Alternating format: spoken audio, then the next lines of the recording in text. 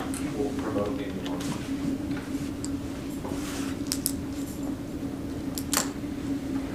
All right. Of course.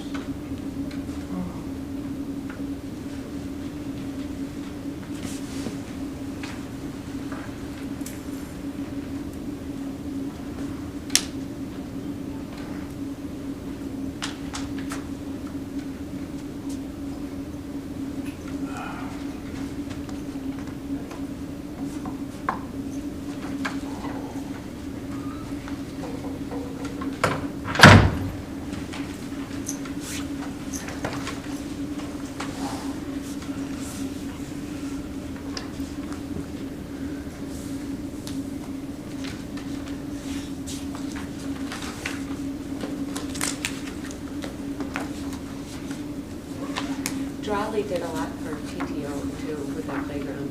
Okay. Because that's part of the Yeah. shopping around. The problem is that fewer and fewer places are actually doing driver's ed car because of the liability with the brake. And our insurance company actually said that our mechanic couldn't do it because of liability reasons. Wow. So it's just like everything else in the world. It gets harder and harder to do common sense things over time. Yeah. Okay. Okay. We'll figure it out. Go ahead. Great.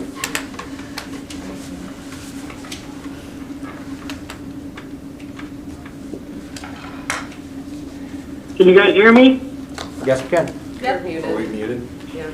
Yeah. Can you hear us now? Yes. Yep. So we have Mike Peters, Gahan, Ducis, Mrs. Black, and John M. all on the line. So I think we're pretty close, if not there. And you got Paul Do we have Paul and Juan? Paul as well. and Juan? I don't see Juan yet, I'm waiting for him.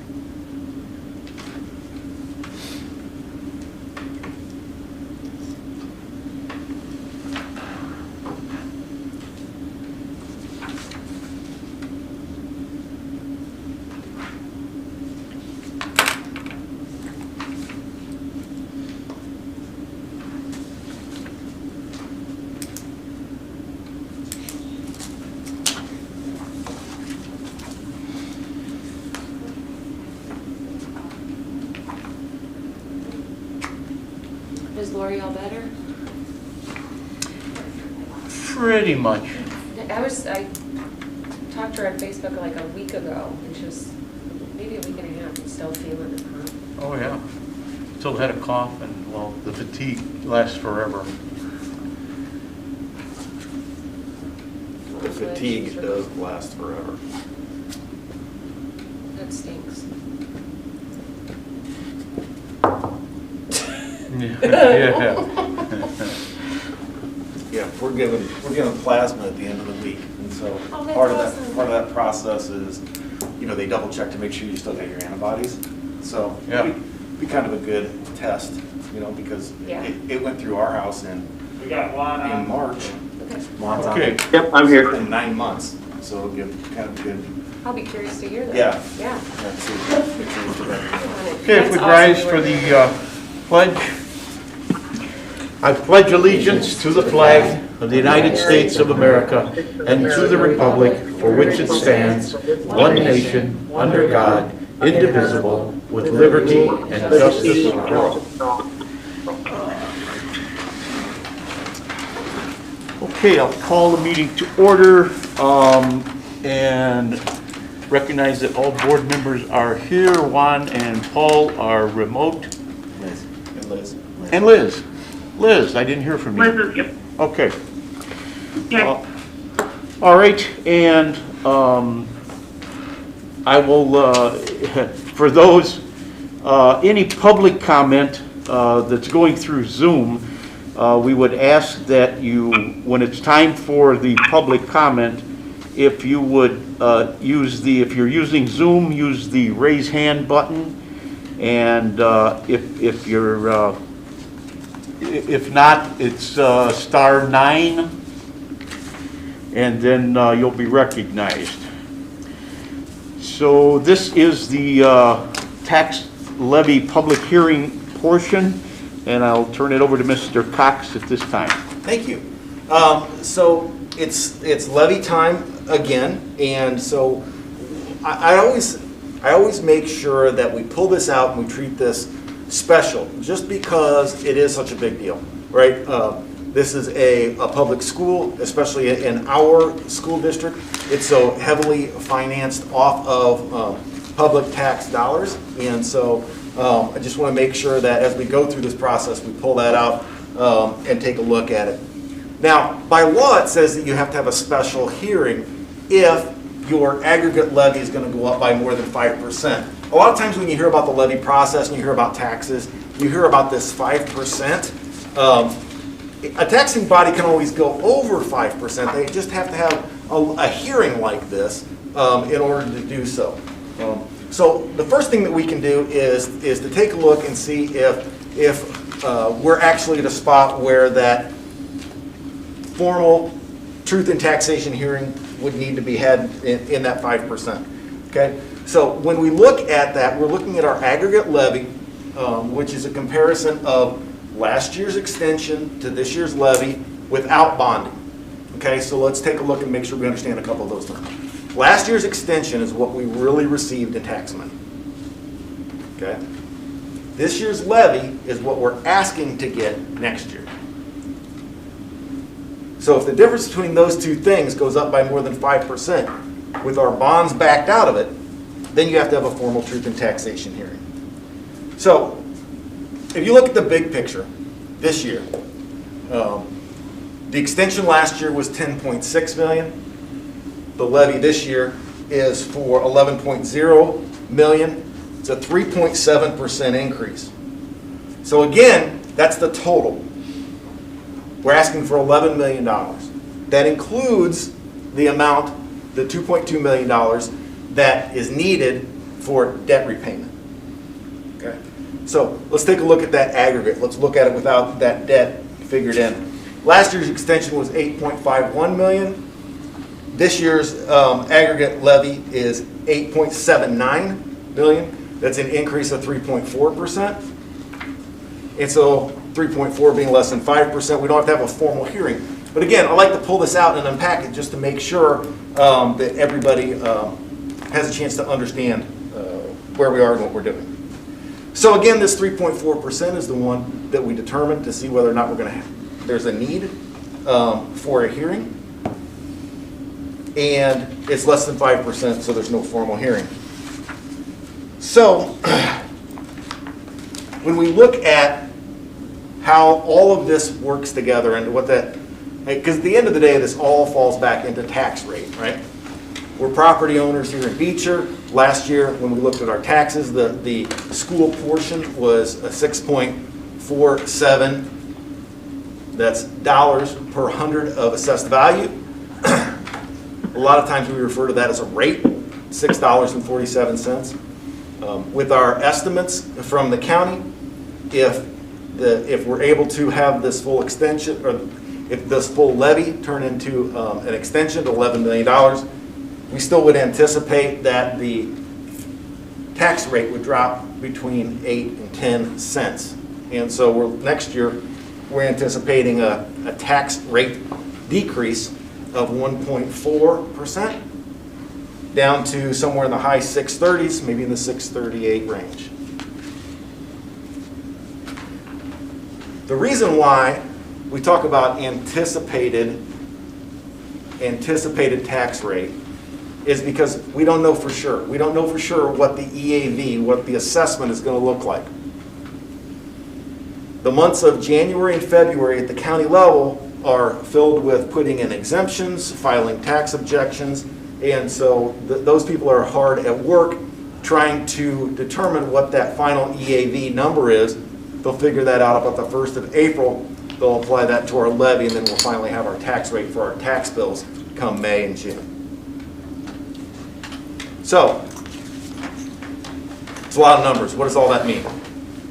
It means if the assessment on your property doesn't go up, stays the same from next year to the year after, the school portion of your tax bill is going to go down by 1.4%.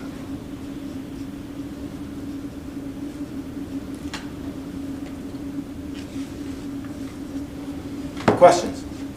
I think that was key. And a few people asked me, because it was posted in one of the local newspapers, and I said that the DAV would only increase, the tax rate would go down. Yeah, it's an interesting, you have a lot of competing forces here, right? So we're anticipating that the EAV is going to go up. Our preliminary numbers from the county are already that our EAV is going to go up some $8 or $9 million, which is about a 5% growth in EAV, and yet our revenue is only growing at 3.5%. And so because the value of our collective property as a district is outpacing what we're asking for, then the rate has to go down. But I think we should emphasize that that's based on the fact that your individual assessment for your property hasn't gone up. Yeah, and what happens on the assessment on my property, on your property, I mean, that's it. What happens, individually. Yeah, that's a good point, Larry.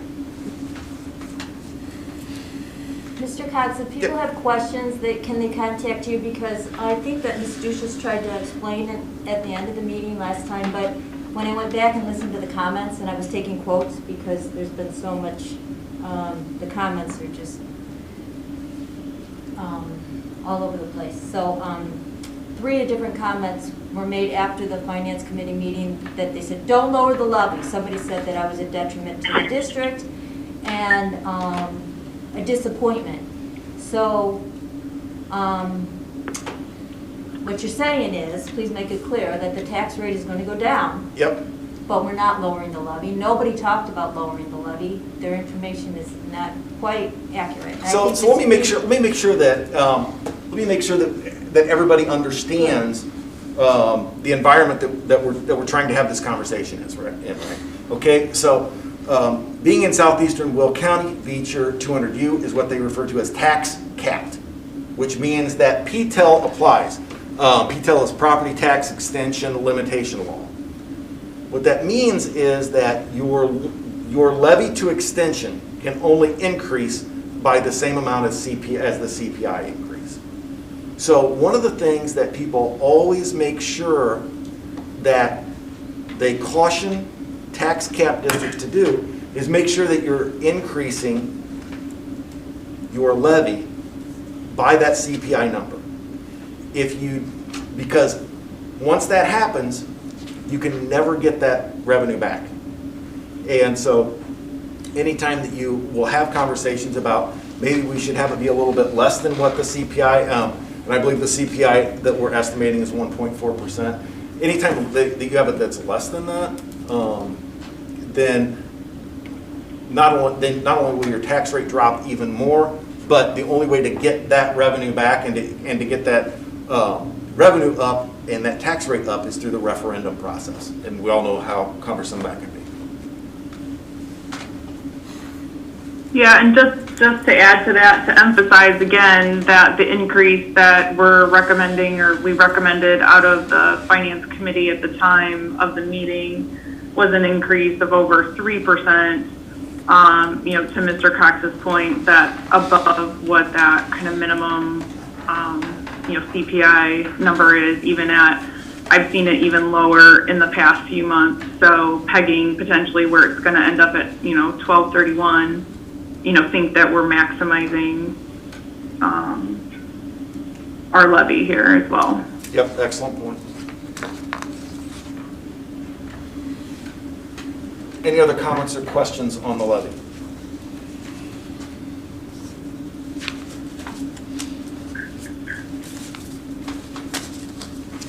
Joe, do we have anyone raising their hand out there?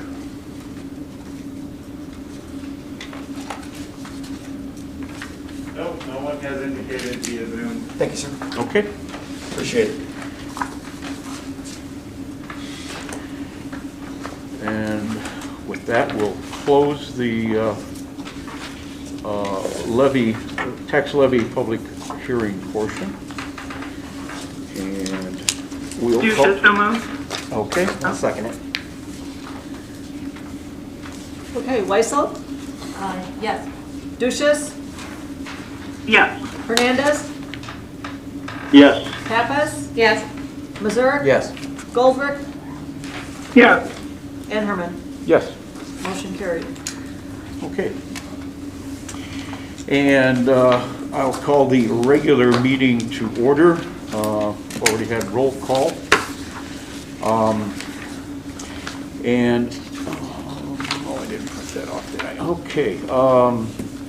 I need a motion to approve the board and committee minutes of the BEA Negotiations Committee meeting minutes of November 9th, 2020, the regular meeting minutes of November 9th, 2020, the special board meeting minutes of November 10th, 2020, the special board meeting minutes of November 19th, 2020, the Facilities Committee meeting minutes of November 23rd, 2020, the Finance Committee meeting minutes of November 23rd, 2020, the BEA Negotiations Committee meeting minutes of November 23rd, 2020, and the Personnel Committee meeting minutes of December 2nd, 2020. Do I have a motion? So moved. Second. Okay, Duchess, Yes. Hernandez, Yes. Pappas, Yes. Missouri, Yes. Goldberg, Yes. Herman, Yes. Weissel, Yes. motion carried. Okay, I need a motion to approve the executive session minutes concerning the BEA Negotiations Committee executive session meeting minutes of November 9th, 2020, the regular meeting executive session minutes of November 9th, 2020, the special board meeting executive session minutes of November 10th, 2020, the special board meeting executive session minutes of November 19th, 2020, the BEA Negotiations Committee meeting minutes of November 23rd, 2020, and the Personnel Committee executive minutes of December 2nd, 2020. I need a motion, So moved. Duchess, so moved. and Ron, you second? I'll second it. Okay, Oh, second. it's okay. Okay, Hernandez, Yes. Pappas, Yes. Missouri, Yes. Goldberg, Yes. Herman, Yes. Weissel, Yes. Duchess, Yes. motion carried. Okay. Move on to the December 2020 expenses. Do we have any questions?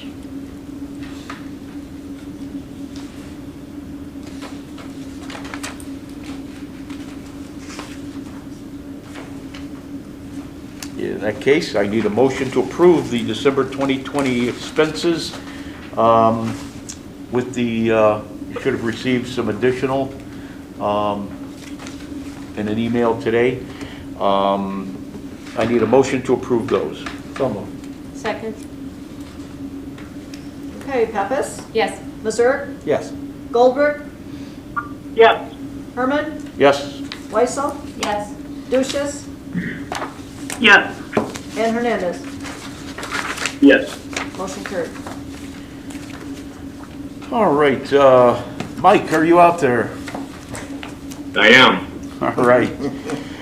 I'll turn it over to you for the treasurer's All report. right. The balance in the super now account on November 30th was $1,567,868.38. We had outstanding checks, excuse me, totaling $35,021.23. Outstanding payroll expenses of $141,816.22, leaving the adjusted bank balance at month end at $1,391,030.93. The lunch program balance was $6,022.88. Impress fund $5,000, leaving the total at $1,402,053.81. The investments balanced at $12,289,330.66. Leaving the balance of all funds as of November 30 at $13,691,384.47. In November, we had receipts of $383,127.39. Expenses were $1,342,585.04. The individual fund balances at month end: education fund $5,878,700. $662.75. Building fund, $2,797,969.37. Bond and interest, negative $63,992.68. Transportation fund, $1,743,898.44. IMRF, $198,092.76. Working cash, $2,510,918.15. Tort fund balance, $160,750.48. And lastly, life safety, $465,85.20. In November, we earned interest of $881.28. We just had a couple of disbursements from the state. State aid came in at $170,848, and the school lunch program at $5108.02. And we had the 9th real estate disbursement totaling $110,215.12, and that should say November, and that's September. Sorry about that. The rest of the fund balances are in your packet.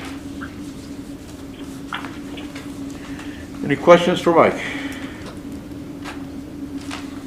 So as you know, we like to look at these things from year to year. We like to look at 12-month trends because that really takes the cash flow cycle out of things. So if you rewind the clock to the end of November 12 months ago, the amount of money in the bank was $14.5 million, and now it's at $13.7. That decrease of $800,000 is because the board has made it a priority to spend money on, asbestos removal and, parking lot upgrades, and so those large expenditures are the specific reason for that decrease.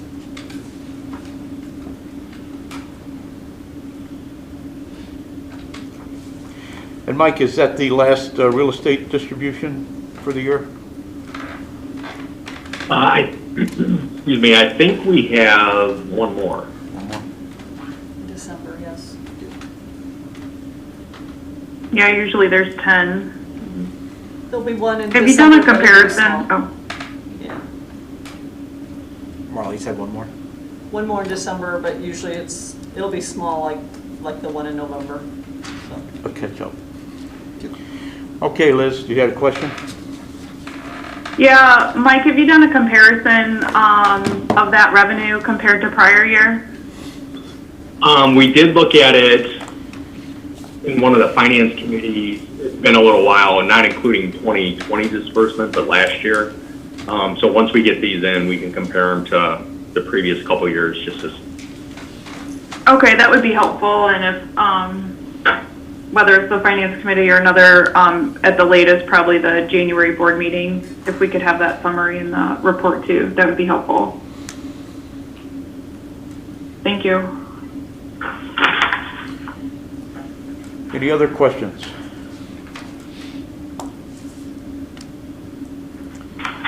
Okay, I need a motion to accept the treasurer's report as given. So moved. Second. Ducia, second. Okay, Mazurik, Yes. Goldbrick, Yes.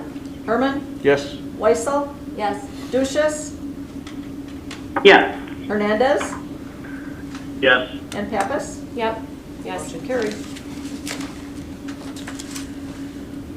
All right, I have a request for some public appearance. And looks like Melanie Brennenstall.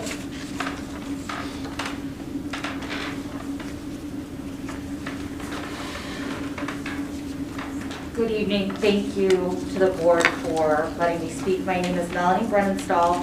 I have 3 children at the elementary school. I first want to say thank you to our teachers and our staff in the district. I know that right now is a difficult time for everyone. I've seen nothing but dedication and ingenuity from our teachers when it comes to this switch to remote learning. They are doing everything they can to help our children, and I appreciate that immensely. So that being said, I'm here because I want to know why our kids were sent home without warning to start remote learning on November 16th and are now being forced to continue this remote learning until the middle of January. The abrupt nature of the administration's decision left no time for parents, students, or teachers to make adjustments or accommodations. So again, my question is simply why? This was not a state mandated shutdown like we saw in March. It was an IDPH recommendation. Recommendation being the word, not mandate. Was it the Thanksgiving holiday, the upcoming gatherings that people were anticipating? If you're assuming everyone went out and the numbers will rise, what did we find out? What do we know now? Probably nothing, because now we don't have contact with families. We don't have those people coming into the classroom to be able to figure out what our numbers are. So, and my guess is only a small number of people are going to call and report if they know they're not coming back till the middle of January. And again, January 11th, you're assuming that people will be quarantining after Christmas, and these are a lot of assumptions we're making. But let's look at the numbers instead of opinions. We have had 27 cases since we began school. Less than 10 have been at the elementary school.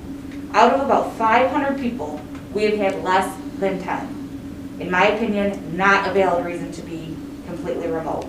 Now, I understand if we had teachers and staff out because they were following quarantine guidelines and it wasn't feasible to staff the school. But why are the teachers still in class and our children are sitting at home? That doesn't seem like a staff shortage to me. And if this remote learning mandate is a result of a teacher or staff shortage, why not just tell us that? I could also understand if there was an outbreak of cases. I'm not a monster. I don't want anyone to get sick. I don't want anyone to die. But as far as I know, and I've asked around and asked at the schools, at the elementary school, there has been no surge.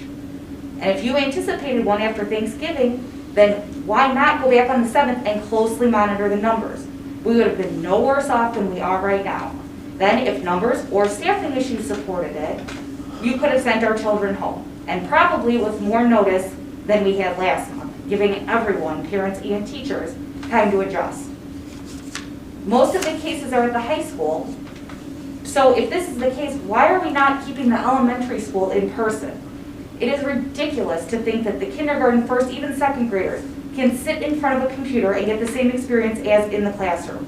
These young kids need the structure of a school and a teacher physically with them.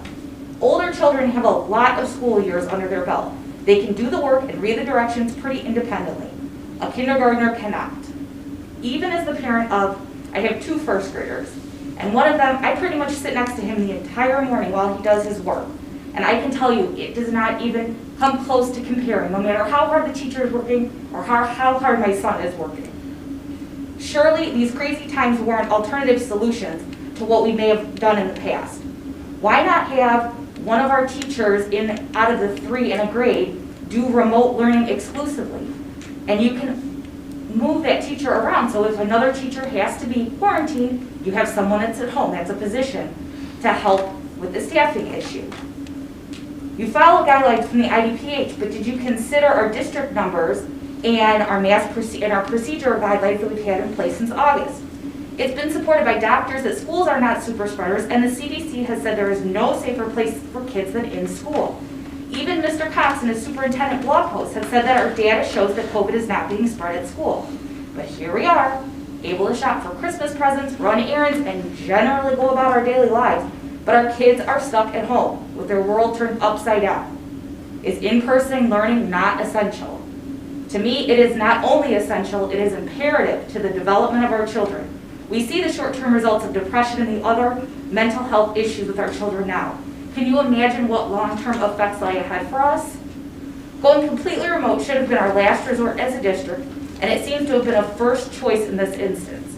I feel the administration has thrown away the rest of the calendar year, maybe because it's easier to keep everyone at home than continue the tiresome work of tracing, subbing, and looking for other ways to keep our schools open. We are all tired. I understand. Parents, teachers, administration, students.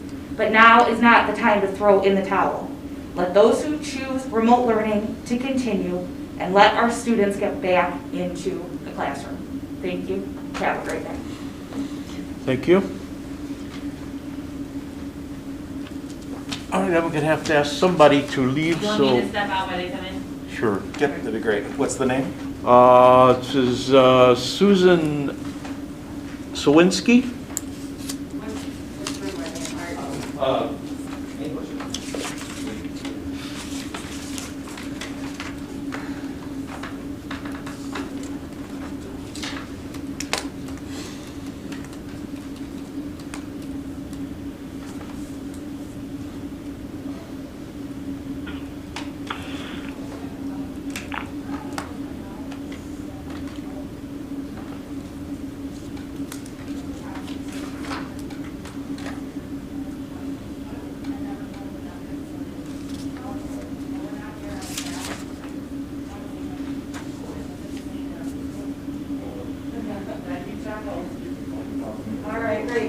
Mr. Cox. I Well, you appreciate want it. to step it Oh, up. sure.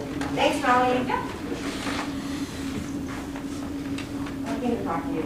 I don't Yeah, even I'm just- talk to you. Oh, sorry. All good, you're fine. Okay, sorry. No, you're fine. My name is Susan, this is Tom Sawinski. Nice to meet you. Pretty sure many, I don't know if cameras out there know us. We didn't write a speech. I just wrote my name down there. I've never met Mr. Cox, this is the first time. I'm taking this out because I can't hear myself.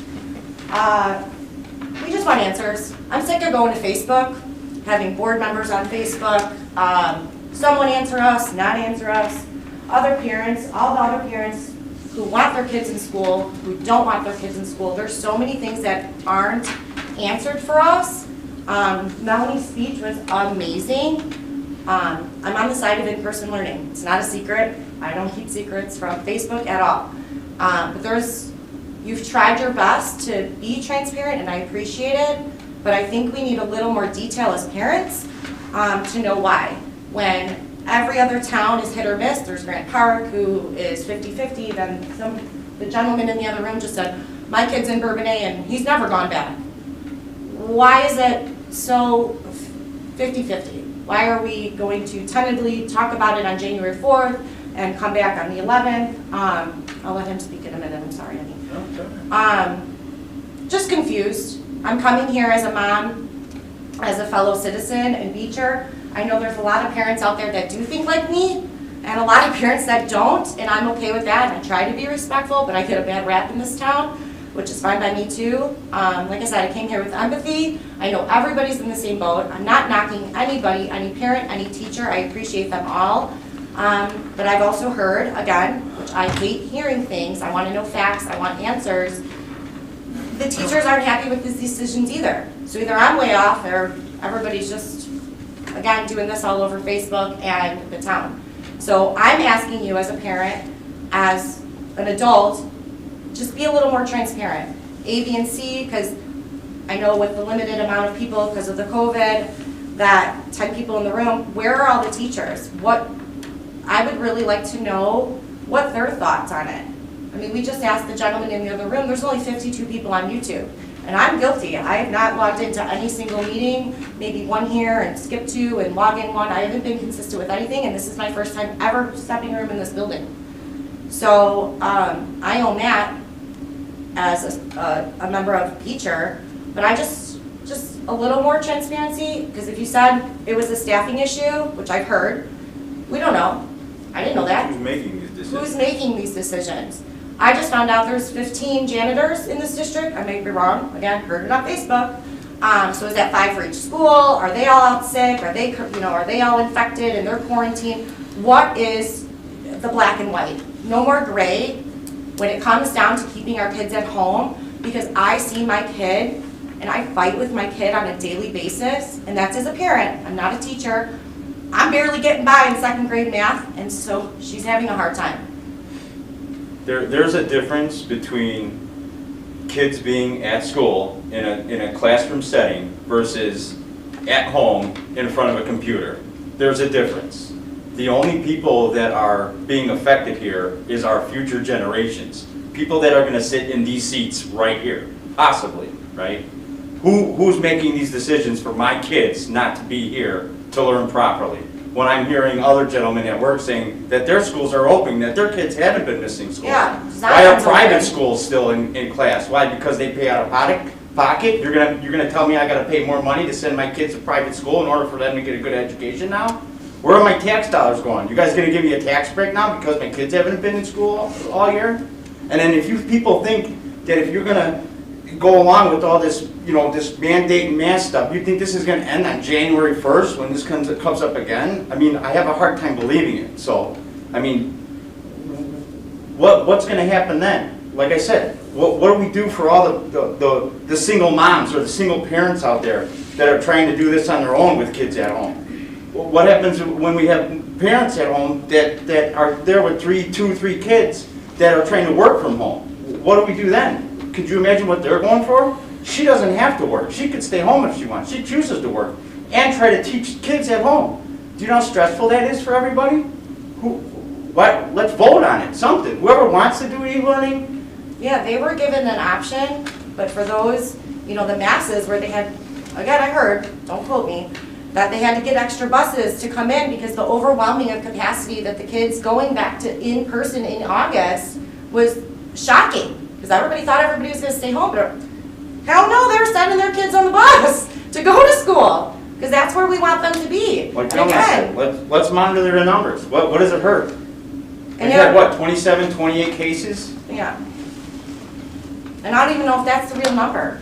Because again, it's been floating around and I'm just being direct, honest. I'm trying to be transparent too. Like I said, I've said things I'm not proud of. I have no problem not owning it and owning it. You But don't I get just- these kids in school, things are only gonna get worse. That's all that's gonna happen. You're affecting the future of our future generations. That's exactly what's going on here.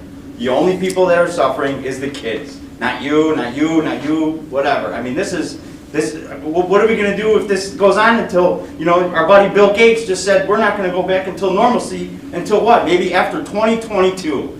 Do you think the kids are then gonna be in school then? Well, what are we gonna do then when the kids are sitting at home for 2 years and we're going through this? What happens then?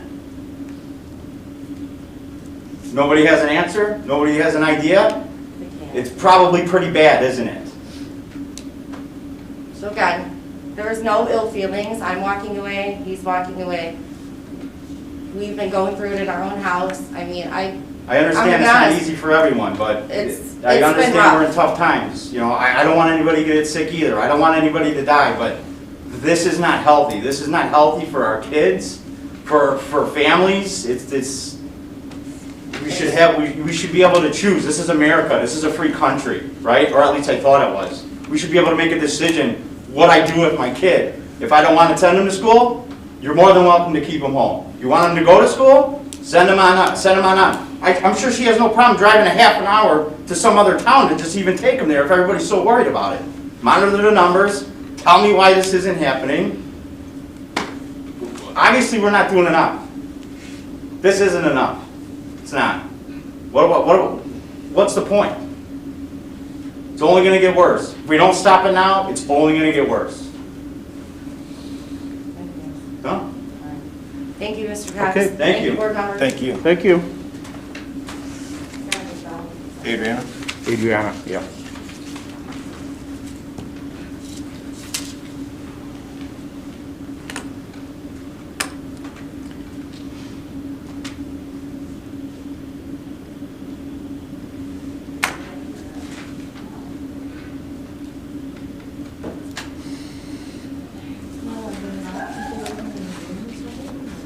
Are there a lot of people waiting in the room? Not a lot, but there are some. Probably not 10, more than 10 in the room though. Hi. I bet they're all so happy to see you. No. All right, Adriana Dachenko, 289. So, Adriana, could you come in the middle so they can hear you on the speaker? my bad.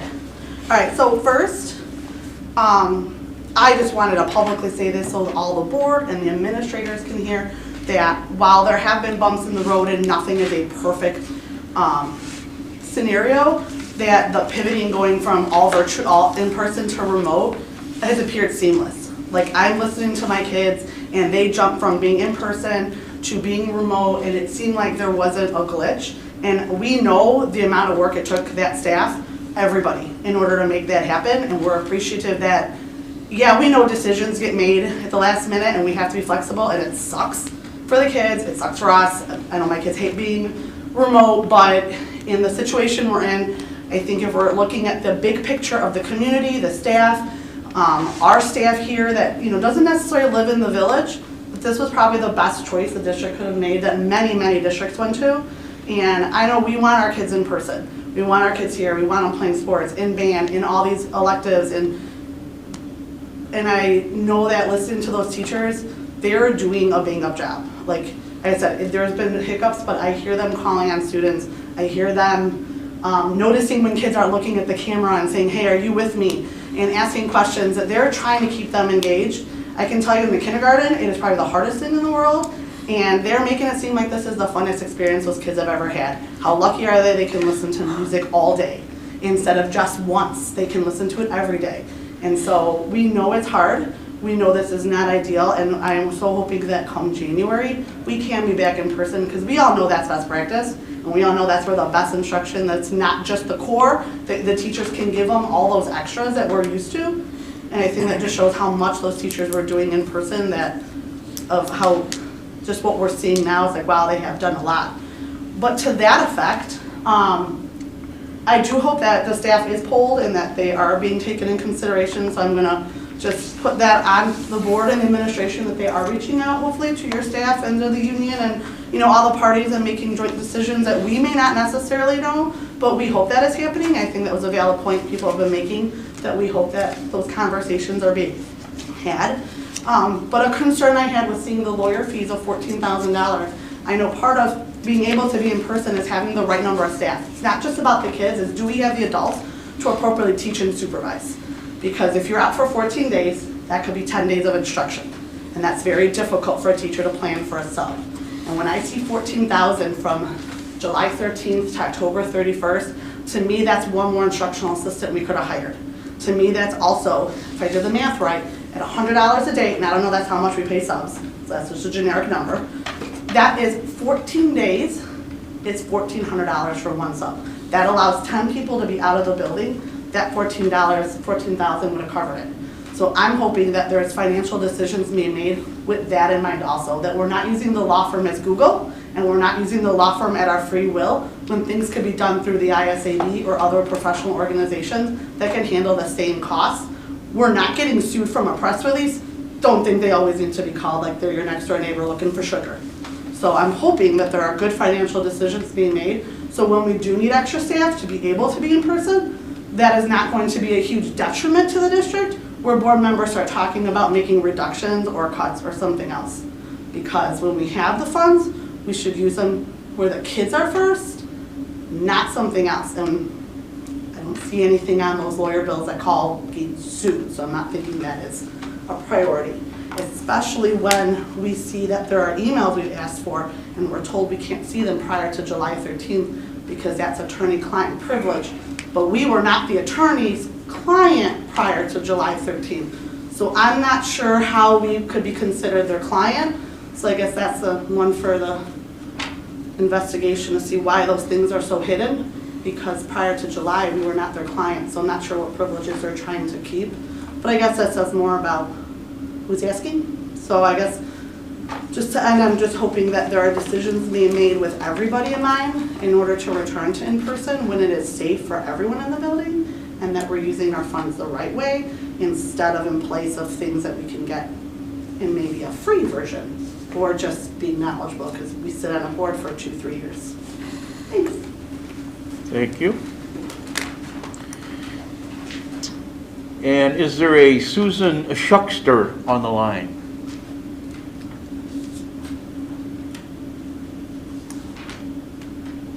I don't have anyone that's raised their hand.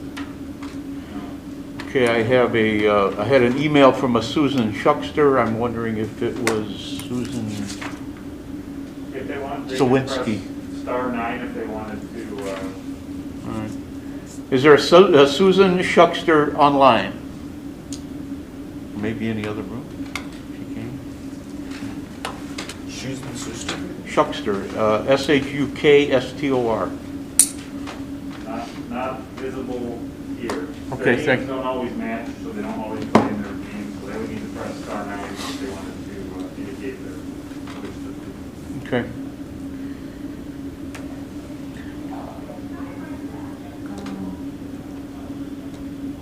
The email didn't have a comment, right? It just said that they wanted to speak. Pardon? They just said that they wanted to speak, they didn't have a comment. Right.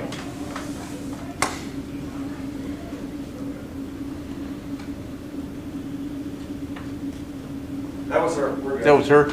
Okay. How many do we have back here?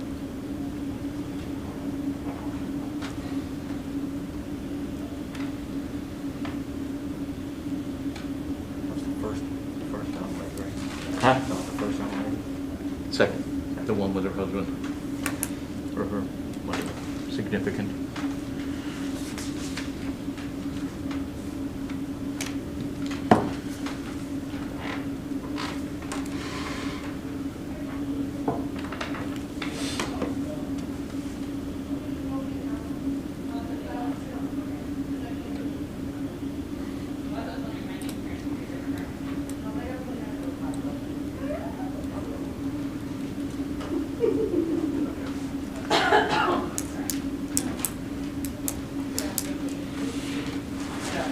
Okay, I will close the public comments portion. We'll move on to item 8. Larry? Yep, go ahead. One that's raising their hand. Yeah, Oh, can wait. we just take a minute and maybe, can I verify something on the phone? There were some questions and comments included through the Zoom. Mr. Duncan, do you want to call on that person to see if they want to take a moment for public comment? Yeah, Or read those? Use the raise hand feature, so I can, if you want, I can find where they are and unmute them. Okay. We also have a second person that's raised their hand now. Okay, good.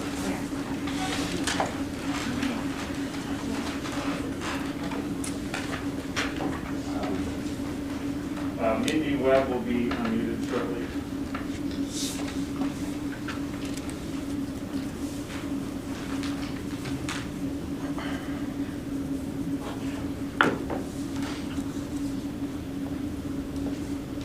Did you say Mindy? Yes, I'm requesting for her to be unmuted, and she would need to confirm that with her touchpad on her phone. Okay. If she doesn't, I have a second person that would like to speak. So what does Mindy need to do to Thanks for checking. unmute? I think it's *6, but every time I'm sending her the audio command, so I'll send it a third time. Okay. Or *6. Well, she can hear us though, right? She's unmuted. Okay. Yes, I'm unmuted now. Okay, would you Okay, yeah, we can hear you. state your name and address? This is Mindy Webb. I'm on South Cottage Grove in Beecher. I have a middle schooler at the junior high. Okay, go ahead. All right, so as a healthcare professional, I just want to say I agree with the parents that are saying that these kids need to be in school. I work in an emergency department, and I'm telling you, I'm seeing kids younger and younger having psychological issues, having social issues, because yes, the only interaction they can have with their friends right now is being on meetings like this or talking on the phone. And unfortunately, I'm seeing more and more kids with depression, more and more kids feeling isolated. I personally have an only child, and we live in the country. So I'm seeing it in him, and he's generally a bubbly, happy kid. And I'm seeing days go by where he's frustrated because in school, they can ask their neighbor in class if they don't understand something. And yes, they can ask through the meetings, but it's not the same. They're not getting that same socialization. And I know the teachers are trying. I sit and I listen, and I'm trying to help him as best I can. But honestly, I'm also hearing some of the teachers tell these kids, oh, don't plan on going back to school until the next year because, you know, we need to have the vaccine out there. That's not the kind of information that these children should be being given. That's information that the parents need to divulge to their children, especially the younger kids. The high schoolers, they can understand it a little bit better. They can, you know, read and investigate a little bit more and ask those questions. These younger kids, they really don't get it. And I personally am going to tell you, if a vaccine is a mandate for children to return to school, I, as a healthcare professional, will not be getting it for my family. And that is my own personal opinion, and that is how I feel, and that's not for dispute because that's, again, my opinion, and everybody has their own opinion, as we all know. But what I'm worried about is these kids and the future of what are we going to do? Are we really going to be, like the gentleman said, wait for Bill Gates to make the decision? Since when does Bill Gates run the country? I'm very frustrated, as I'm sure most parents are with this.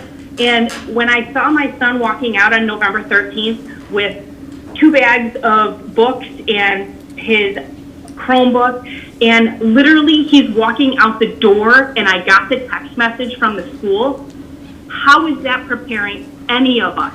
Teachers, children, parents included. I have to work full time. My husband has to work full time.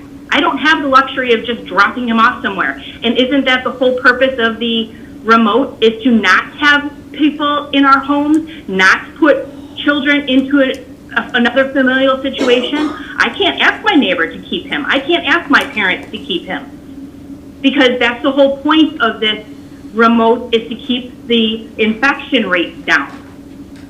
Am I wrong in that assumption? But I'm just very frustrated, and I feel for these children. I don't know what the generation that we are bringing up right now, what they will be able to do with not being able to even speak with one another.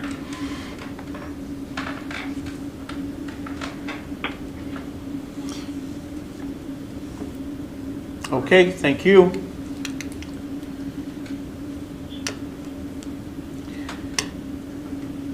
We have two more. Unmuting the first person. Flores. Flores? Yes, Flores. Hello? Hello, who is this? Yes, can you hear me? This is Brandy Flores, 397 Woodbury Bend.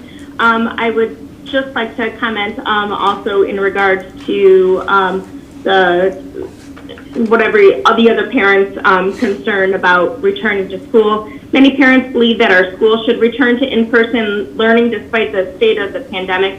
It is absolutely true that in-person instruction is the best option for our children.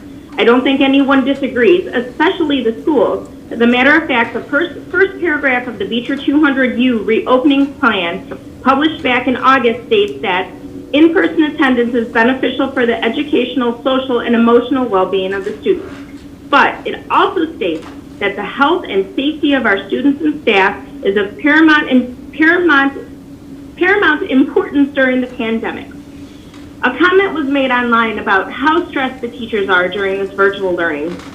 And what I don't think people do realize is that teachers are just as stressed when they are in the classroom. It's just that the parents at home don't see it when their kids are in class. If the concern is for the teachers and how stressed they are, why would we want to add more stress to them by making them worry about contracting an illness on top of everything else? Correct me if I'm wrong, but one COVID positive student in the elementary school could send a teacher into quarantine for 14 days. One COVID positive student in the high school or junior high could send multiple teachers into quarantine, which is exactly what happened back in October at the high school. Personally, and this is an absolutely no offense to our subs or aides, I would rather have my children learning remotely from their teacher than having them be in person with a sub for 14 days.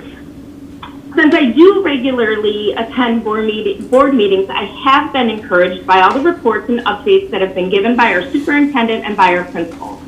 If parents feel like they are not up to date or they don't know what's going on or aware of situations, I would encourage them to attend meetings or watch meetings regularly so they are better informed and not getting their information just from places like Facebook, which is full of opinions and not really fact.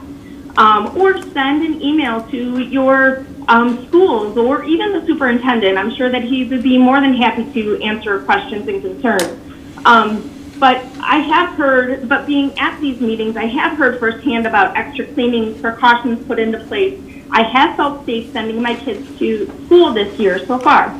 But now the schools decided that the safest place for our children is at home, and I support that. A school can only control what happens within its walls. It cannot control what happens out in the community. There are hundreds of families that choose to handle this pandemic differently.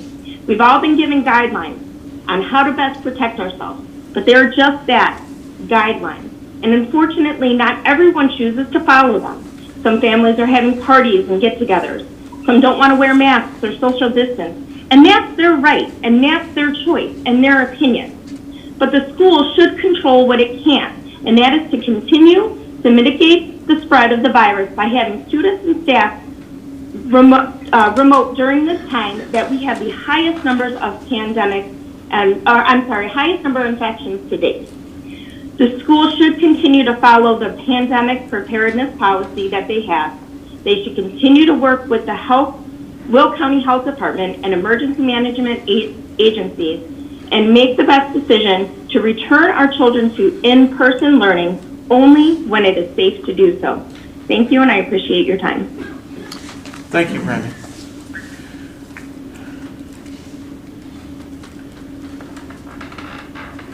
We have one more. of weeks. All right, can you hear? I can hear you, Ben, go ahead. Wonderful, thank you. I'll keep it relatively short. I also just wanted to express my appreciation for all the hard work that everyone in the school district is putting on. It's been really great to see the amazing effort put forth by my daughter's teacher, Mrs. Irwin. She's taken it out of the park, so thank you so much. I want to point out, too, that when we started off the school year, I kept my daughter remote for the first few weeks to see how things were going. And when I saw what a great job the Beecher School District was doing with the pandemic, we made the choice to send her in person. Now that Beecher has decided to go all remote based on current data and current guidance, I wholeheartedly support the Beecher District to make the best plan for our students. I'm sure you guys are doing everything that you can to keep the kids safe, keep the teachers safe, and get us back in person as soon as it's feasibly possible. So thank you. Thank you.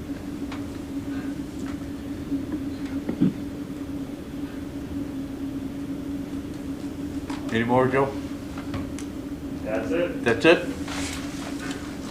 All right, I will close public comment.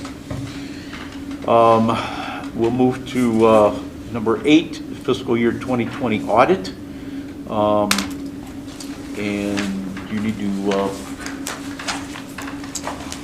enlarge anything on this, Mr. Cox? No. Okay. We have our auditor set to remote present. And so, Joe, are you in the process of opening his? Is he ready to go? I'm sorry, was this for the asbestos? Nope. No, this The is audit. Our auditor. our auditor. Yes, good evening, ladies and gentlemen. There you are. A voice. Wow. Okay. Well, welcome. And the floor is yours. All right, kind of briefly go over the audit and the other reports that our firm issued. Before I start, give you a quick background of what the audit entails. We essentially come out to the district and examine the records. By that, we confirm all cash and investment balances. We confirm any debt balances. We also confirm revenues with local agencies for property taxes, as well as any monies that flow through the Illinois State Board of Education and any federal grants as well. In addition to testing the revenues and confirming the cash, we also, on a test basis, examine the expenditures of the district, not only to make sure that they're the right amount to tracing back to the invoice, but to make sure they're properly approved and recorded for the right amount and in the right funds. We also test payroll and student activity funds as well. And when we conclude all of our testing, we form what we call an opinion. And your district received a clean or unmodified opinion on a cash regulatory basis, meaning your financial statements were presented accurately and all the required footnotes were presented. In addition to the opinion we give on the regulatory, it does note that it was adverse on the generally accepted accounting principles.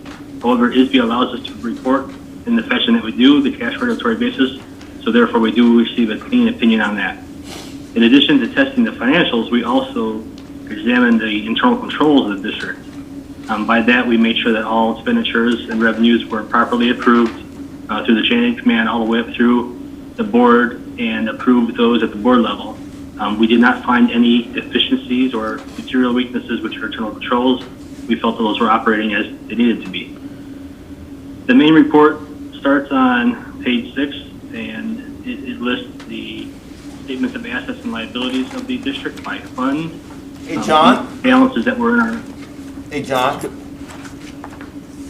you Yes, hear me? sir. Hi, this is Brad Cox, Superintendent of Schools. If you could take a minute before you kind of deep dive into this for the board members, if you could just take a minute and tell us who you are, what your firm is, and the relationship that you've had with the district, and maybe just a few, 30 or 60 seconds on what that process is for the audit in this, and how that differs kind of in this COVID environment, what that looked like a little bit, if you don't mind. Oh, okay, absolutely. My name is John Michaelis. I'm a partner with the firm, Yes, Smith & Michaelisco. We've been doing the audit of Beecher for a few years. COVID, as everybody knows, presented a few more challenges this year than before. A lot of the information was sent to the office where we performed a lot of our procedures in-house, but we also came out to the district and examined the records on-site as well. This allowed us to probably investigate a little further because we had more time and to really look through the records, and we had access both on-site and off-site to perform those procedures. And that's really how we determine our opinion on the financials as well as how to prepare the financial numbers.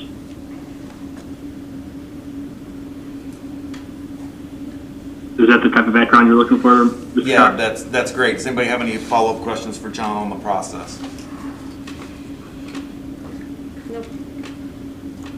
Okay, thanks for doing that. I appreciate it. Sorry to interrupt your presentation. No, that's okay. I'd rather be clear on how we performed our procedures this year than leave any other outstanding questions. The district at June 30th ended up with $15.5 million of cash on hand. The educational fund had the most with $6.2 million, and operations and maintenance had $3.4 million. The district itself received revenues totaling $18.3 million, and we expended $18.5, which was a decrease in our fund balances of about $200,000. So overall, we did a good job balancing that. In our audit, we also spent quite some time on the way the district budgeted and compared its expenditures with actual. Overall, the district was under budget, and budgeting itself was quite consistent throughout the different funds by expenditure type, which is labels them. The district had at year end just over $6 million of debt. The one bond we have left will be paid off at the end of fiscal 2023, and we have a couple of bus leases that will also be paid off at the end of the year 2022. The district EAV, the assessed levy from 2018 to 2019 increased by about $10 million, and the levy amount went up as well. The one thing that is new in this report that was not there last year and years before is a new report required by the Illinois Grant and Accountability and Transparency Act. It is begins on page 64 of the report. This is new, a new requirement by the governor's office that we report any state or federal grants, and that's an extra layer of disclosure there. The other two reports that our firm issues, one's titled Communication Those in Charge of Governance. That is our firm expressing to the board that we did not have any difficulties or any disagreements with management performing the audit. The other letter we give is the management letter. This is where our firm gives advice on the district and how to perform and maybe improve. Much appreciated. Thank you for your excellent work, Colton. Much And appreciated. Claire.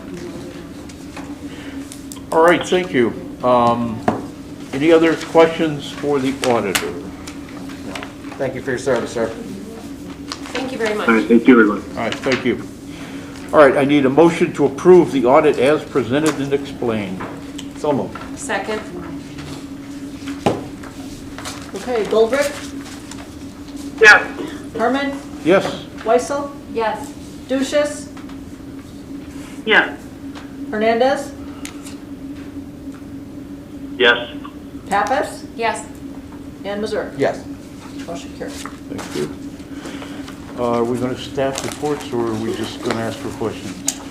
We do have the staff available online, and so I know we're here, so if Mrs. Black would like to see if anybody has any questions. Mrs. Black, are you available? I am. There we go. Okay. The floor is yours, Mrs. Black. Well, did anyone have any questions on my report?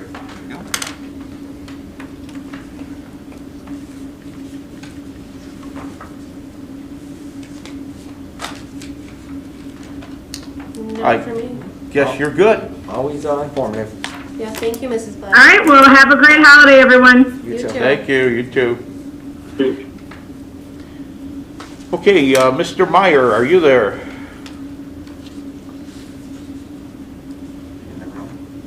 there's any other room. Yes, I am on the Jack Gaham icon. I will never be Jack Gaham, but I will strive to be Jack Gaham. I expect a big report from you now. Right? So I just have a couple, you have my report in front of you too. I just have a couple things. The Canwell principals met last Wednesday, excuse me, and we are trying to, I don't think we're going to do the math contest like we've always had the Canwell math, but we're going to try to get Canwell spelling. We're going to try to get Canwell Scholastic Bowl if everything works out, if we get back in person. But we are trying to look at those particular things if we can do them safely.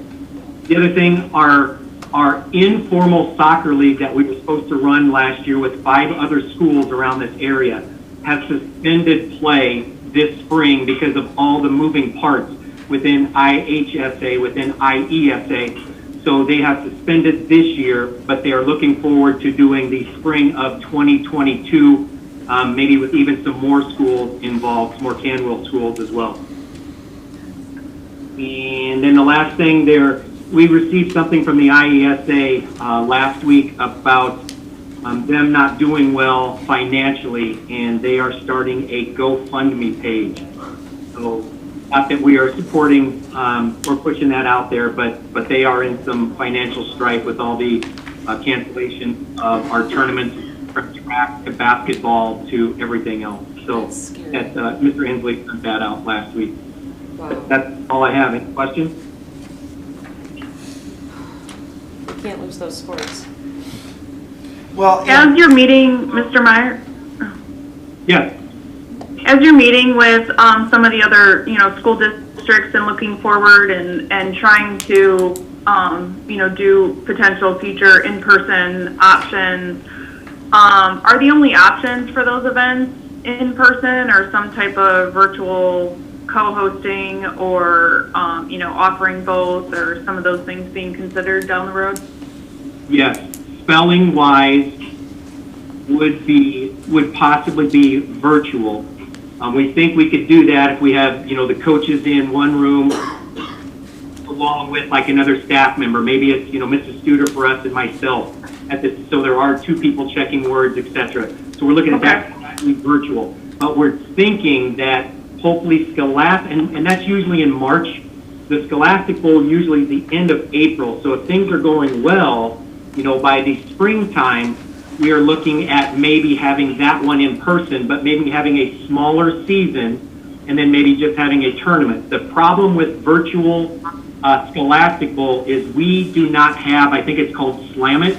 A lot of schools around here have it. You can do that virtually, but Peatone and Beecher, we do not have that Slam It. So we would have to come in person or do something like that. Be maybe in different rooms. I mean, we didn't talk about the specifics, but we think that one possibly could be in person. But we looked at, in March, we looked at spelling being virtual. Okay. Well, thanks for considering those.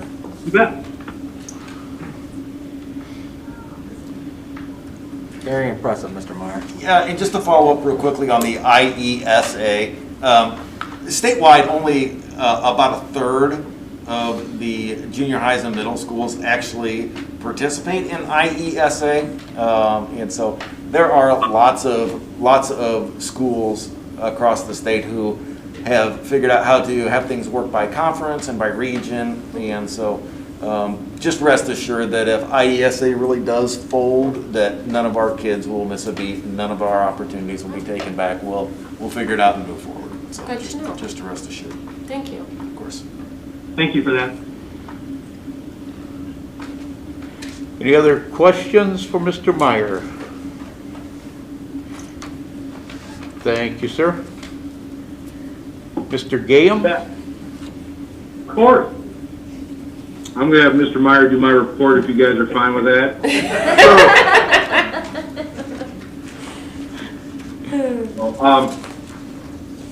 Same story as the other 2. You have my report in front of you. This is finals week, and so I have sent multiple messages to families of failing students who are on the quarter, on the semester, students from 4th quarter who have made up work, information that, hey, finals are Wednesday and Thursday, you need to have them done, they're mandatory. So I have provided as much communication I can to families, and staff has continued to engage students in that manner as well. So finals are still happening. They are still part of school. So that's the big thing there. I have to say, Mr. Gaham, it's quite funny how you threw Mr. Cox under the bus about the toffee. Absolutely. No absolutely. Because he made me buy him a candy bar, and I found out he liked the candy bar. So that's what he gets. There you go. He'll have to think about that for the speeches. All about transparency around here.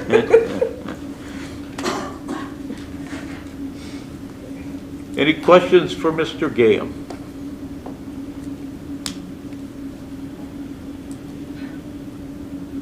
No. I guess you're good to go. Congratulations to Greg. Thank you for your time. All right, we'll move to Mr. Cox. Yeah, I have a ton of things to say as we move throughout the agenda, and so I'll kind of save my comments for those spots.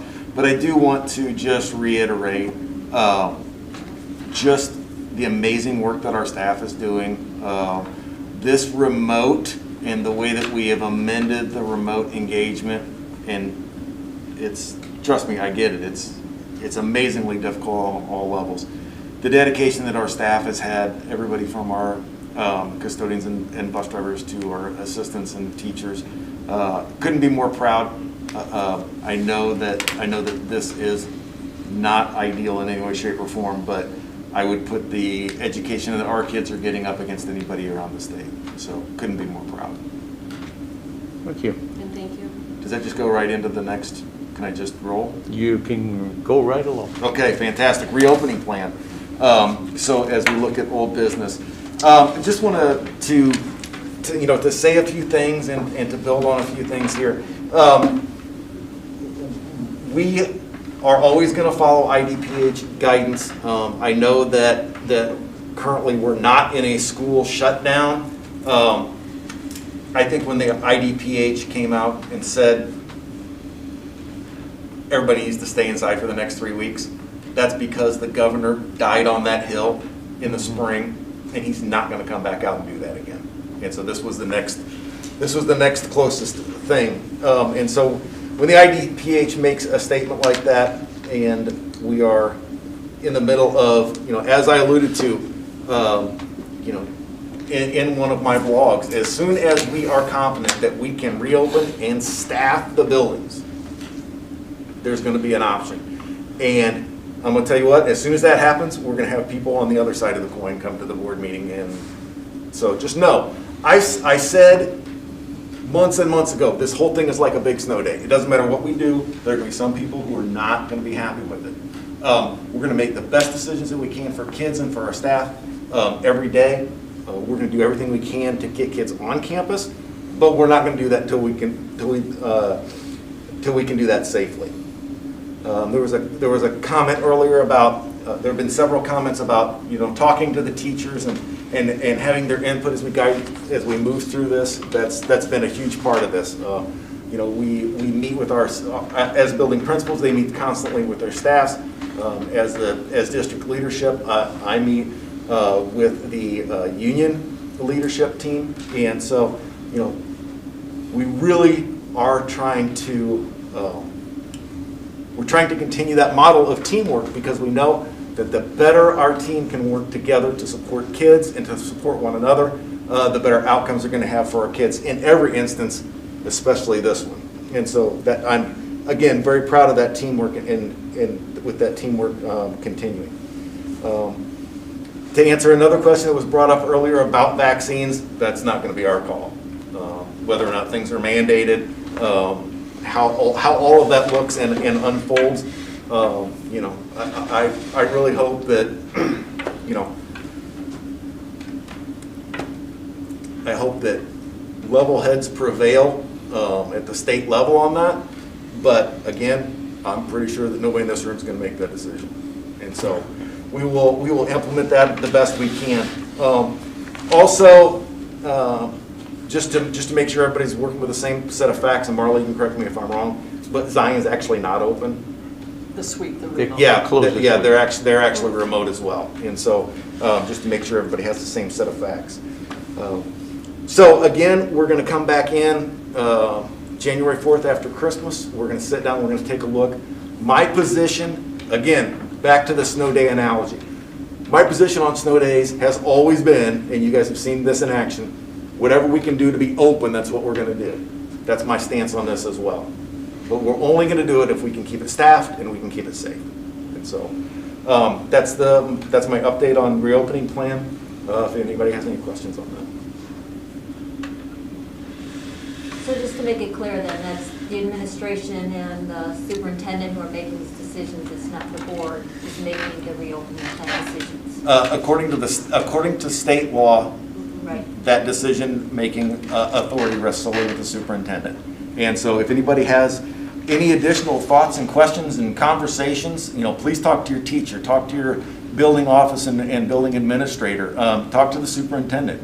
We have had, one of the things that I've really been impressed with as a community is the amount of communication and questions, and through those conversations, things get brought up that hadn't been thought of before, and we end up being better. So I would encourage everybody to continue those conversations. So thank you for bringing that up.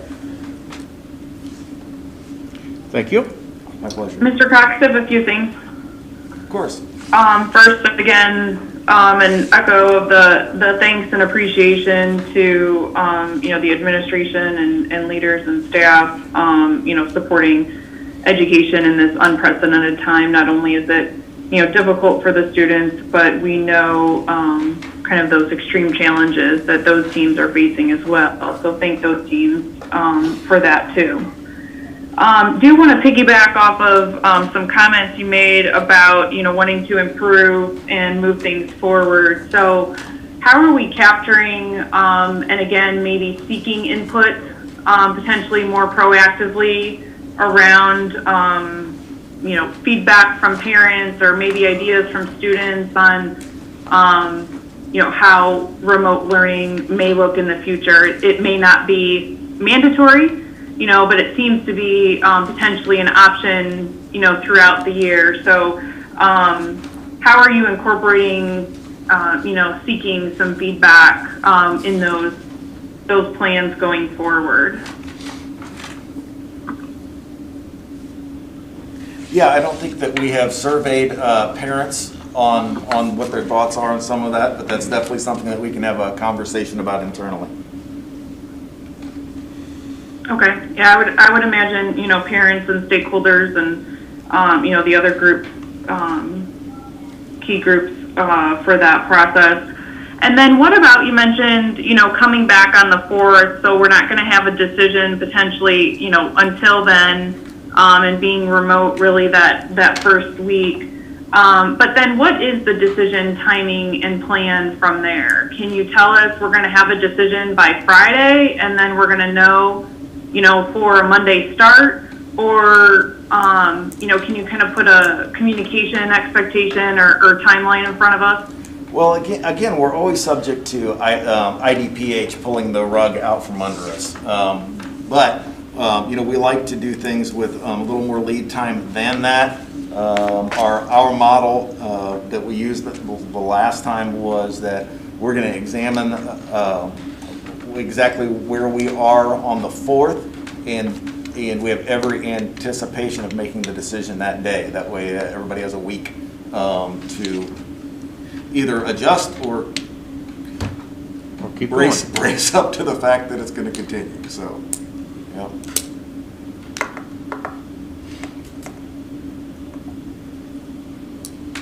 Okay, that's helpful.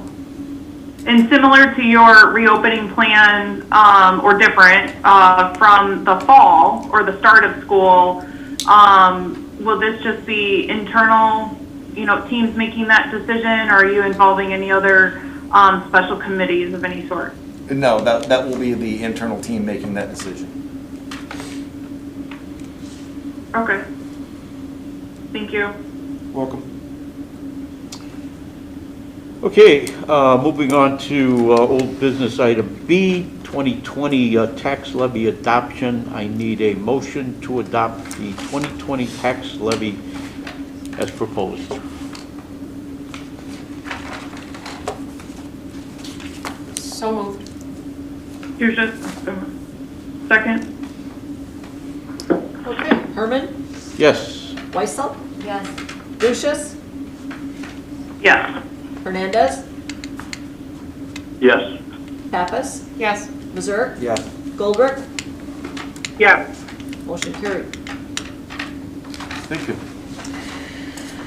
All right, Mr. Cox, can you give us an update on the SRO program and what he's been up to? Yeah, actually, with having the building principals online, they have been working more closely with the SRO than I, so I will give the building principals the opportunity to handle that update. Take it away, building principals, ready to go. Wake up. All right, again, I have Mr. Meyer here with me, so he's looking over my shoulder, making sure I don't make any mistakes. And if I say out, he can hit me. So during this time, obviously, we don't have students in the building, except, well, over these last few weeks. But I can tell you some of the things that we have used him for. First off, we have pushed him into the driver's education classes. He did a presentation to all of those on traffic laws, just what's the expectation if you were to get pulled over, what are some general rules of the road and things like that. Both the teachers had very positive reviews. Mr. Ogden sat in on one of those, I sat on one of those. So it was a nice big step forward in starting to build those relationships. Obviously, once COVID hit, we kind of haven't been able to engage with kids. He has a plan in place, and he has a presentation for drugs and alcohol that will be presented to the health classes. And so when we get back, he's going to be pushing into those. In terms of remote, he has been primarily doing a lot of home visits for the high school, whether he delivers a truancy letter or he just checks in on families. Sometimes we don't have we don't have the luxury of waiting until the end of the week for a bus to come and take our materials. So he's been very, very good about checking in, delivering hotspots to families, computers to families, paint if they needed paint apparently for home ec, things like that. He also has done police work for us. I don't know if it's public knowledge, but the high school did get egged, and he was able to work with myself and Officer Leroy, and the three of us figured out who the vandals were, and so he did some time handling that. And then the last big thing that we're doing is we're working together with the Will County Sheriff's Department. Oh, I'm sorry, two other things. But he's working with the Will County Sheriff's Department to put together a presentation we're going to send out to families. It's really from the Will County Sheriff's Department. It's not so much Beecher, but it's on sexting and the importance of talking to your kids about appropriate interactions with other students, whether it's on the phone or on the computer. I did forget to mention part of the truancy issue that we're having. He did take it upon himself to kind of seek some other truancy notices from the surrounding areas and some of the verbiage that Beecher has, because right now the lady at Will County is very, very clear that because of COVID, if kids aren't logging on, they're not going to do a whole lot about it. And so we need to find some kind of way to kind of light a fire.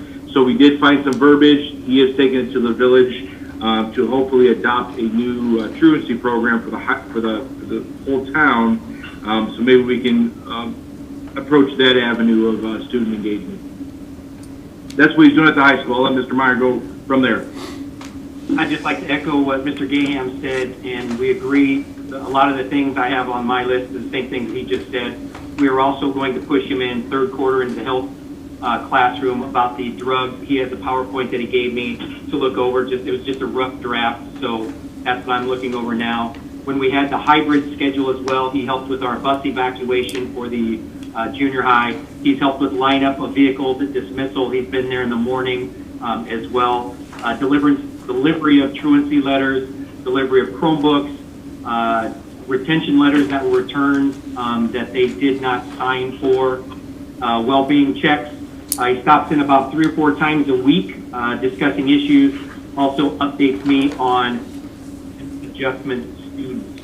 So those are the things that I had that he helps with me at the junior high. As for me at the elementary school, a lot of those things are similar as far as helping out with deliveries and helping out with maybe helping to engage students a little bit more in the learning process. He definitely does that. Also, he will be heading into classrooms in the second semester. We had plans to do a first semester, but then this remote learning situation kind of stopped us from doing that. We're talking about peer pressure and things like that, starting that relationship with each classroom. Also, he has helped at our drop-off and pick-up immensely as far as making sure that parents are following the rules, making sure that things are safe out in the crosswalk area. Along those same lines, he's also sent out some verbiage about seatbelt laws, and he and one of the other officers were there a couple of days making sure that students were being buckled in safely on the way to and from school. All right, thank you. Any questions from the board?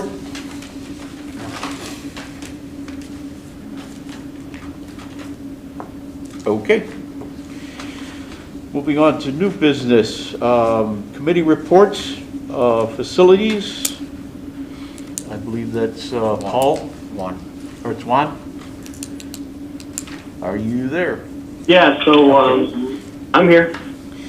So we had a facilities meeting to kind of discuss some pressing issues that needed to be taken care of. One being some concrete flat work that needs to be done in the elementary school. And we're ready to make a recommendation to the board for that.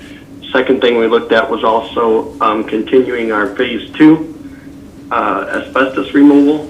And we're ready to move forward, make a recommendation with that to move forward, and also look at a couple other areas that a boiler and the industrial arts room. And that should make the high school totally asbestos free. Am I right on that, Mr. Cox? I believe that there are 5 areas that contain asbestos, but the 2 that you listed are the major ones. Okay. And we worked on that, and they're supposed to be getting prices on that together. So probably look at a whole project of no more than $500,000, all in, all out. Yeah, I would say we that. also looked at a few other Also looked at a few other projects that we'll look at after winter, like the roofs that are leaking, have a couple issues there, but some patchwork was done to hold that off till after the winter, and the high school student parking lot after winter. And which building are the? Ron, Paul. Which building are the roofs leaking? This one? Yeah. Well, they were, Mike, are you there? I don't believe so. Mr. Cox? Yep, right here. Mr. Cox? Yep. Yep. It was the elementary school, but I'm not sure which roofs were. Mike said he kind of patched them up, and and there were some that are coming to their life's end. Yep, you're correct. In particular, the ones just south of the gym, kind of back in that speech corner. Those roofs are bad, and again, you know, it's very important to continue to move forward on this because there's going to be a large number of roofs. Need to make sure that you're in a good spot long term, because here in the next 3 or 4 years, if you think about all the construction that was done in 2000, all those roofs will be end of life, and so definitely, you know, need to continue to move forward and take care of those odds and ends, so you don't have those hanging over your head come 2025. Okay. Mr. Hernandez, where are you, I thought I read in the report, were you getting some bids on some of the other items? I know that, honestly, that air conditioning bid, I know I saw it was before COVID. Are you getting bids on any of the other items, or where are you at with that? Yes, so Mr. Cox, you want to take that? I know we're working on putting together a proposal for air conditioning and the new track project, but those are pretty detailed processes to get all the work that needs to be done onto one concise report. Yeah, I would say that in January, there would probably be another building committee meeting to discuss some of those issues, to examine some of the other functionality issues that continue to exist in the on campus. You know, kindergartners not having restrooms in the classroom and that kind of thing. And so I would assume that we'll continue those conversations very shortly.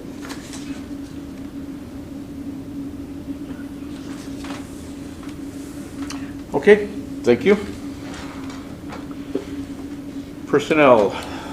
So our meeting was updating our current search, and we hope to approve our final decision for high school principal tonight, and also our update on transportation supervisor, which we hope to approve tonight. We talked about different options of replacing the part-time teacher that resided at the high school and what that would look like, best case scenario, or what we could do with that position.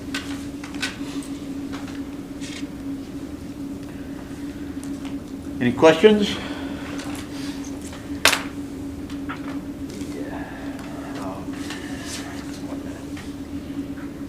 Move to finance.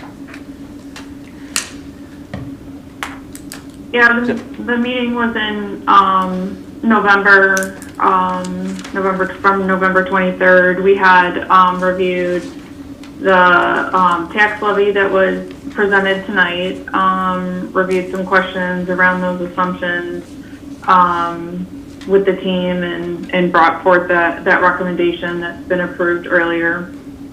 Then we also reviewed the audit report, had some discussion around kind of the management concerns and so on, and we'll follow up with that too in the future in terms of remediation. And again, that was accepted as well. And then a third item that we discussed was changing kind of the health insurance plan going forward. And so that's also up for future discussion. Tonight we had some preliminary discussion, but there was no analysis provided at that time. So we're not making a change in the plan, but just around what pool we would be considered a part of. Ms. Dushis, did you mention the audit, we were gonna get bids on the audit? Yeah, that's a follow-up that we had from the meeting to put out the, probably the qualification search on that one as well.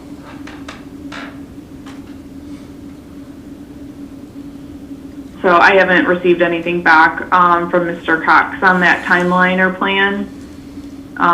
So we can meet once he gives us that information. Yep, I can certainly get that to you. Thanks, Carla. Okay, any other questions? Mm-mm.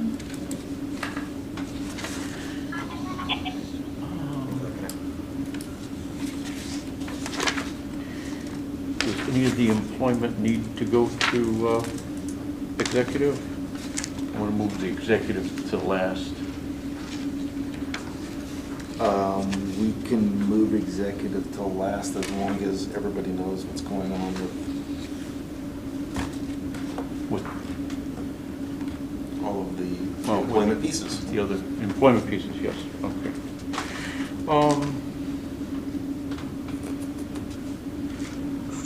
What's the plan? I would have it now. Mr. Herman? All right, we are going to go to, I need a motion to go to executive session. So moved. Second. Okay, Weissel, Yes. Dushis, Yes. Hernandez, Yes. Pappas, Yes. Mazurek, Yes. Goldberg, Yes. Herman, Yes. motion carried. You guys hear me? Yes, we can hear you. Was that Paul? I can hear you. I got you. Still red, that's why. Was Paul? Huh? Those are still red. I think they're gonna go green, Oh, right? are we still? Gotta go green, right? That one's No, gonna- okay, now No, it it's is. green. Now we can hear you. Liz, Juan, and Paul should all be in there, and then you have that unmuted there. Do now? We do now. Okay, can you hear us now? Yep. Yep. And are we recording? Yep. Ready to go. Okay, we're back in open session. And we'll move to employment. As soon as I find it. Resignation, okay. I need a motion to accept the resignation of Michael Perot as part-time teacher effective at the end of the 2021 school year. So moved. Second? Pappas? Yes. Missouri? Yes. Goldrick? Yes. Herman? Yes? Weissel? Yes. Duchess? Yes. Hernandez? Yes. Motion carried. I need a motion to approve the resignation of Tom Murphy as full-time bus driver effective December 11th of 2020. So moved. Second. So moved. Paul got it, second. Second? Paul? Missouri? Yes. Goldrick? Yes. Herman? Yes? Weissel? Yes. Duchess? Yes. Hernandez? Yes. Pappas? Yes. Motion carried. Need a motion to approve the employment of Kristin Payne as junior high assistant volleyball coach for the 2021 school year. So moved. Second? Goldrick? Yes. Herman? Yes? Weissel? Yes. Duchess? Yes. Hernandez? Yes. Pappas? Yes. Missouri? Yes. Motion carried. Need a motion to approve the employment of Maeve Leahy as teacher aide effective immediately. So moved. Second? Okay, Herman? Yes? Weissel? Yes. Duchess? Yes. Hernandez? Yes. Pappas? Yes. Missouri? Yes. Goldrick? Yes. Motion carried.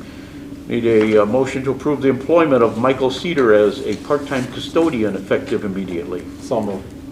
Second? Weissel? Yes. Duchess? Yes. Hernandez? Yes. Pappas? Yes. Missouri? Yes. Goldrick? Yes. Herman? Yes? Motion carried. Need a motion to approve the employment of Scott Austin as the transportation supervisor. So moved. Second? Duchess, second. Okay, Duchess? Yes. Hernandez? Yes. Pappas? Yes. Missouri? Yes. Goldrick? Yes. Herman? Yes? Weissel? Yes. Motion carried. Need a motion to approve the contract, due to some language in the supervisor, the new superintendent's contract, we're still waiting to get that approved. So I need a motion to table action to approve the contract of Mike Myers, high school principal. So moved. Duchess, just second. Okay, Hernandez? Yes. Pappas? Yes. Missouri? Yes. Goldrick? Yes. Herman? Yes? Weissel? Yes. Duchess? Yes. Motion carried. Need a motion to approve the BEA contract agreement and non-certified salary schedules for the 2021 and 21-22 school years as presented. I think, we need to restate that, Okay. the salary schedules for fiscal year 22 and 23. So I it's thought you said actually, 20 and 21. so it is, it's for 21, which is this year, and 22, which is next year. Next year. Yep. It should be right as it's stated, I believe, Liz. Okay, then I'm just reading the document wrong.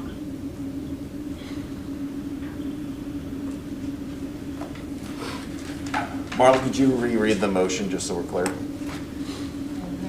Oh, sorry. I need a motion to approve the BEA contract agreement and non-certified salary schedules for the 2021 school year and the 21-22 school year as presented.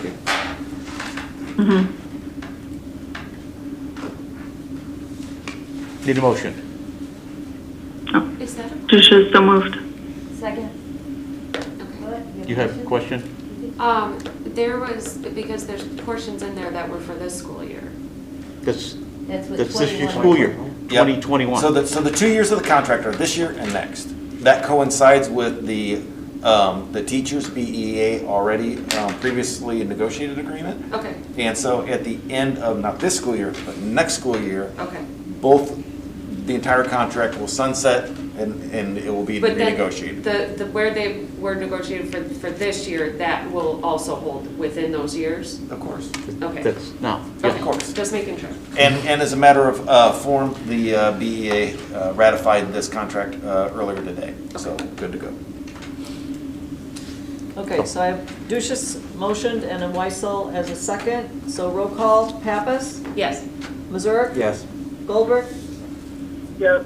Herman, Yes. Weissel, Yes. Duchess, Yes. Hernandez, Yes. motion carried.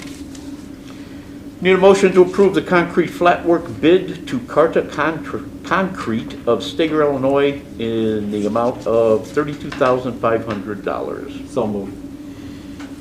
Second. Is this coming out of this year's budget or next year's budget? Just depends on when it will be completed. Okay. Yeah, and one other item to clarify, Mr. Cox, is this item kind of included in our projects in the budget that was submitted? Correct. It is in there or no? It is, yes. Okay. Okay, I have a motion by Mazurk and I have a second by Hernandez. Roll call, Mazurk, Yes. Goldberg, Yeah. Herman, Yes. Weissel, Yes. Duchess, Yes. Hernandez, Yes. Pappas. Yes. Motion carried. Need a motion to approve the Will County Transportation Consortium Agreement as presented. So moved. Second. Okay, Goldberg, Yes. Herman, Yes. Weissel, Yes. Duchess, Yes. Hernandez, Yes. Pappas, Yes. Mazurk. Yes. Motion carried. Need a motion to approve the resolution authorizing the withdrawal from the Lincoln Way Area Affiliation of Participating School Districts Employee Benefits Trust Fund and authorizing a qualification-based search for a replacement employee benefits broker consultant. So moved. Go ahead. Go ahead and move and then we'll I go moved question. it, but you can. Weissel moved. I need a second? Duchess second. Okay. Now you have a question, Liz? I do. So for discussion here, just a clarification, could we insert the termination date? My understanding is, based on updates from Mr. Cox received, that it would be June 30th of 2021? That's correct. Right, so could we add that to the resolution? Because it talks about a termination, a future termination date, so could we change that and Yep. replace it with June 30th of 2021? Yep, be glad to. Do we have to re-motion it then or something like that? We can amend the motion. To be effective June. Right, I would 30th. propose, Somebody need. I could make a motion to amend the previous motion to include the termination date in the resolution Yep. of June 30th, 2021. Okay. I can second it. Okay. Herman, Yes. Weissel, Yes. Duchess, Yes. Hernandez, Yes. Pappas? Yes. Missouri? Yes. Goldrick? Yes. Motion carried. Need a motion to approve the proposal from Ideal Environmental for Phase 2 asbestos removal at the high school as presented. So moved. So moved. I think Juan. One. Juan's fine, yeah. Okay. Weissel? Yes. Duchess? Yes. Hernandez? Yes. Pappas? Yes. Missouri? Yes. Goldrick? Yep. Herman? Yes. Motion carried.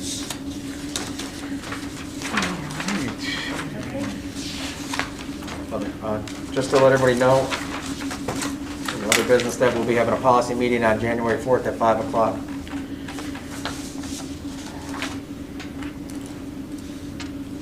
At 5? 5 o'clock on January 4th. Okay, policy meeting, January 4th at 5 o'clock.